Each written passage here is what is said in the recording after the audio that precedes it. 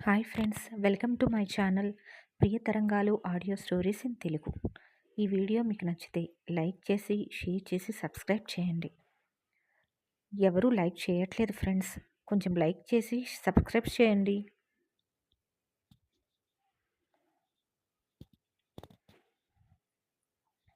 వెంటనే తనకు తెలిసిన నెట్ సెంటర్ వైపు అడుగులు వేస్తుంది. కొద్దిసేపటికి నెట్ సెంటర్కి చేరుకుంటుంది. సార్, ఈ ఏరియాకి దగ్గరలో లైబ్రరీలు ఎక్కడ ఉన్నాయో కొద్దిగా చూసి చెప్తారా? అతను చెక్ చేసి ఒక పేపర్ మీద రాసిస్తాడు. థ్యాంక్స్ అని చెప్పి ఆనందంగా బయటికి వస్తుంది. కొద్ది దూరంలో ఉన్న బస్ స్టాప్కి నడిచి వెళ్తుంది.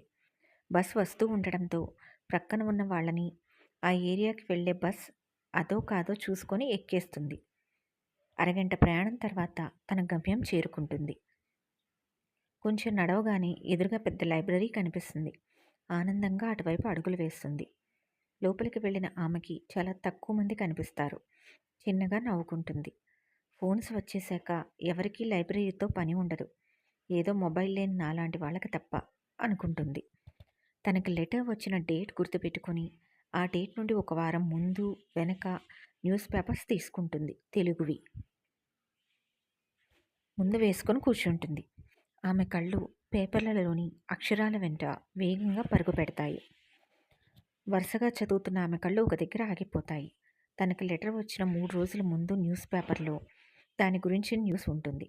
పోలీస్ ఆఫీసర్ దీపిక దారుణ హత్య అన్న న్యూస్ దగ్గర ఆగిపోయి మొత్తం చదువుతుంది. అంతా చదివి ఆమె చనిపోయినందుకు బాధపడుతుంది ప్రమద. అంటే ఆ పోలీస్ ఆఫీసర్ నిజంగానే ఉంది, తను ఇప్పుడు ఈ లోకంలో లేదు.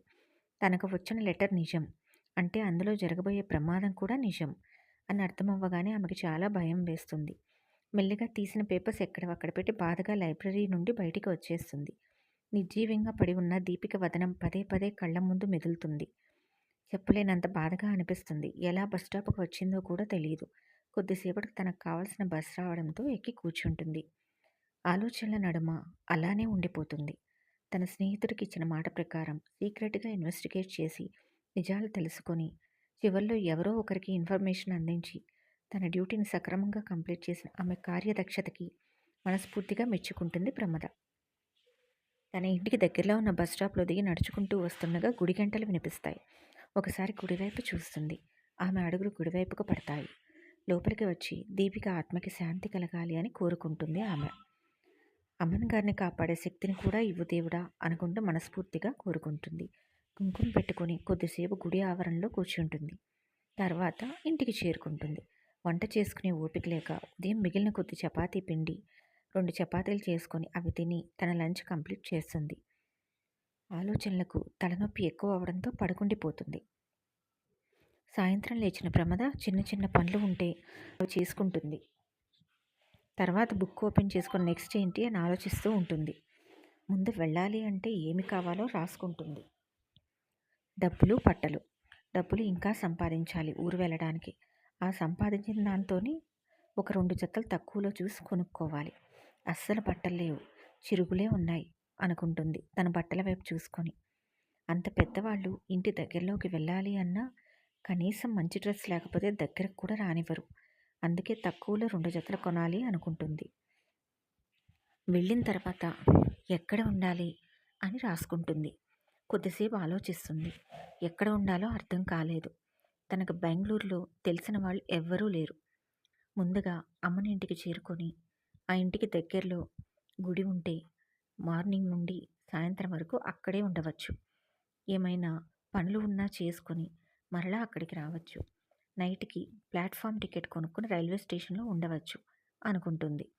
ప్రతి 2 గంటలకు ఒకసారి టికెట్ కొనుక్కోవాలి, దానికి కూడా డబ్బులు పోగు చేసుకోవాలి అనుకుంటుంది.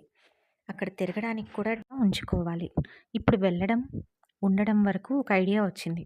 ఆ తర్వాత అనుకుంటూ ఆలోచనలో పడుతుంది.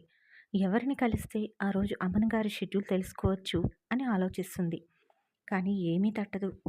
ఇప్పుడైతే దాని గురించి ఏమీ ఆలోచించలేక ఇక అక్కడికి వెళ్ళాకనే ఏదో ఒకటి చేయాలి అని అనుకుంటుంది.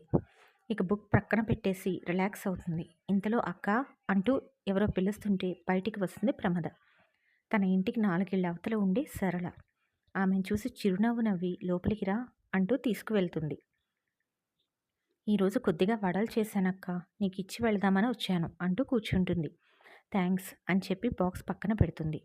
వాళ్ళకిచ్చి పుచ్చుకోవడాలు అలవాటే. తమకు ఉన్నంతలోనే వాళ్ళ స్నేహాన్ని నిలబెట్టుకుంటూ ఉంటారు వాళ్ళు.